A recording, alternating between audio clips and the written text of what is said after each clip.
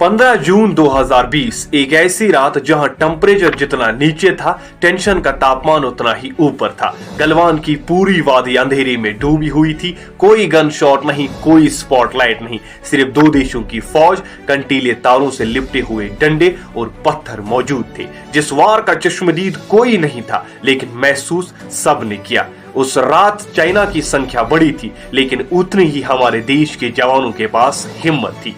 उस रात हमारे जवान बॉर्डर्स को नहीं बचा रहे थे, बल्कि वो अपने मिट्टी के हर इंच पर अपने खून से भारत की मोहर लगा रहे थे। लेकिन अब सवाल ये आता है कि ये सब हुआ ही क्यों, इसकी नौबत ही क्यों आई? तो इसी क्यों का जवाब आज की इस वीडियो में हम अच्छी तरह से समझते हैं, वो भी आसान लफ्जों। इस कॉन्फ्लिक्ट को समझने के लिए हमें सबसे पहले LAC के नेचर को समझना पड़ेगा, और उसके लिए हमें कई साल पीछे जाना पड़ेगा। 1962 की वॉर के बाद ये बाउंड्री कभी डेमोक्रेटेड रही ही नहीं, बस सिर्फ परसेप्शन का फर्क रहा। और इसी फर्क को मैनेज करने के लिए 1996 में एक एग्रीमेंट साइन किया गया। इस एग्रीमेंट का मकसद ये था कि बॉर्डर के दोनों तरफ से, चाहे इंडिया हो या चाइना, कभी भी गोली नहीं चलेगी। यह एक ऐसे विश्वास की नींव थी जिसे जून 2020 में चाइना पूरी तरह हिलाने वाला था। लेकिन गलवान ही क्यों? इसका जवाब सिर्फ जमीन का टुकड़ा नहीं, बल्कि स्ट्रेटेजिक पावर है। इंडिया ने जब से इस एरिया में स्पेशली दौलत बेग तक जाने वाले रोड को अपग्रेड करना शुरू कर दिया, तब से ही चाइना की टेंशन बढ़ने लगी। ये रोड इंडिया के लिए अपने ट्रूप्स और सप्लाई को आगे तक पहुंचाने के लिए लाइफ टाइम का काम करता है। और चाइना, जो हमेशा से स्टेट्स क्यू को अपने फेवर में रखना चाहता है, उन्होंने इस डेवलपमेंट को सीधा अपने कंट्रोल के लिए एक थ्रेट मान लिया, जिसकी वजह से अप्रैल 2020 में उन्होंने नए फोर्सेस बिल्ड अप करना शुरू कर दिया, नए ट्रूप्स बनाना शुरू कर दिया। जब इंडिया ने यह सब देखा तो उन्होंने स्ट्रॉन्ग ऑब्जेक्शन उठाया, जिसके बाद सभी डिप्लोमेट्स एक्टिवेट हो गए और बड़ी सी मीटिंग बुलाई गई, जिस मीटिंग में यह तय हुआ कि चाइना अपने ट्रूप्स को हटाएगा, अपने फोर्सेस को पीछे हटाएगा। लेकिन चाइना का रिस्पॉन्स देखिए। जिस वक्त ये मीटिंग चल रही थी, उसी वक्त चाइना LAC पर नए ट्रूप्स मोबिलाइजेशन चालू कर देता है।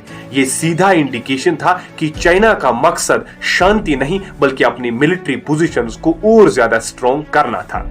ये सीधा वायलेशन था उस समझौते का, उस एग्रीमेंट का जो हाल ही में हुआ था। इस डी-एस्केलेशन एग्रीमेंट के बावजूद भी चाइना ने अपने ट्रूप्स को नहीं हटाया। तो अब पीसफुली इन ट्रूप्स को हटाने का काम कर्नल संतोष बाबू की कमांड वाली 16 बिहार रेजिमेंट को दिया गया। जब ये पेट्रोलिंग टीम पेट्रोलिंग के लिए निकलती है, तो याद रखिए, इनके पास कोई भी हथियार, कोई भी वेपन नहीं था। अब आप बोलोगे कि वेपन के बगैर कैसी पेट्रोलिंग? तो उन्हें उस समझौते पर यकीन था जो 1996 में हुआ था, जिसमें कहा गया था कि दोनों तरफ से कभी भी गोली नहीं चलेगी।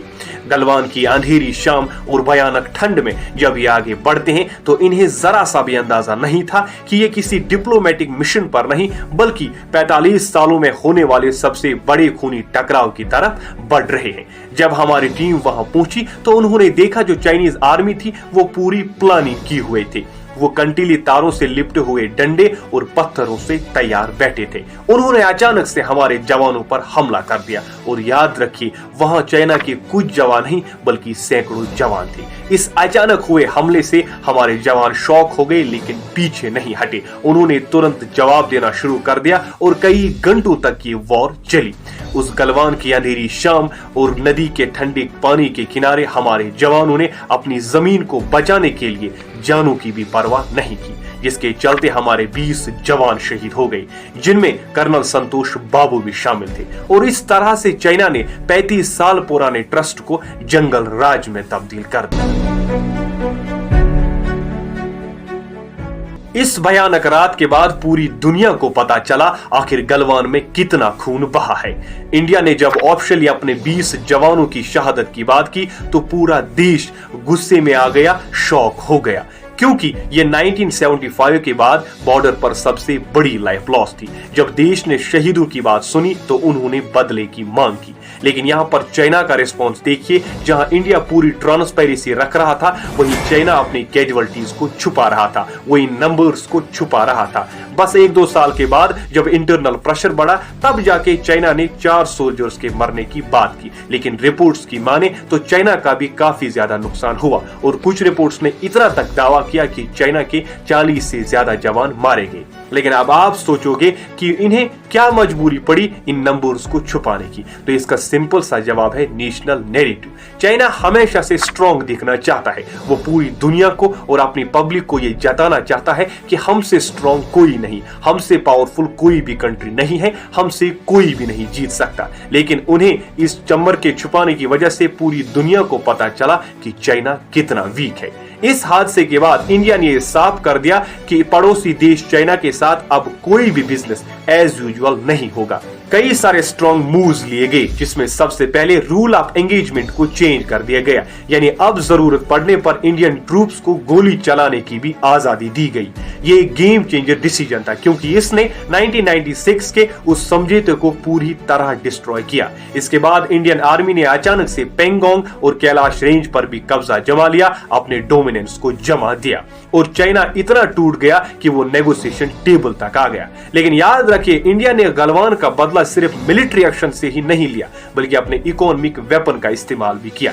सिर्फ 1 महीने के अंदर नेशनल सिक्योरिटी का हवाला देते हुए चाइना की कई एप्स को बैन कर दिया गया। टिकटॉक हो, वीचैट हो या कोई भी चाइना की पॉपुलर ऐप हो, उसे इंडियन नेटवर्क के इकोसिस्टम से पूरी तरह गायब कर दिया गया।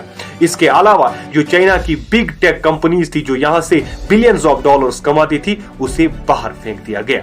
ये इकोनॉमिक रिटेलिएशन सिर्फ सिंबॉलिक नहीं था, बल्कि इसने ग्लोबल चेन्स और डिजिटल इकोनॉमी पर भी गहरा असर डाला। गलवान के इस हादसे ने न सिर्फ बॉर्डर की रेखा को बदला, बल्कि इंडिया और चाइना के रिलेशनशिप की बुनियाद को भी पूरी तरह बदल कर रख दिया। ये बात साफ हो गई कि चाइना अपने टेरिटोरियल क्लेम्स को पूरा करने के लिए खून खराबे से भी पीछे नहीं हटने वाला।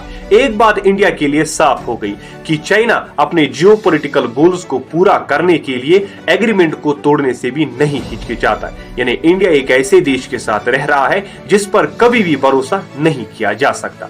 बाकी आपका इस कॉन्फ्लिक्ट के बारे में क्या कहना है, हमें कमेंट्स में जरूर बताइए। इसके साथ साथ अगर आपको हमारी ये वीडियो पसंद आई हो तो हमारे इस वीडियो को लाइक कीजिए और चैनल को सब्सक्राइब कीजिए।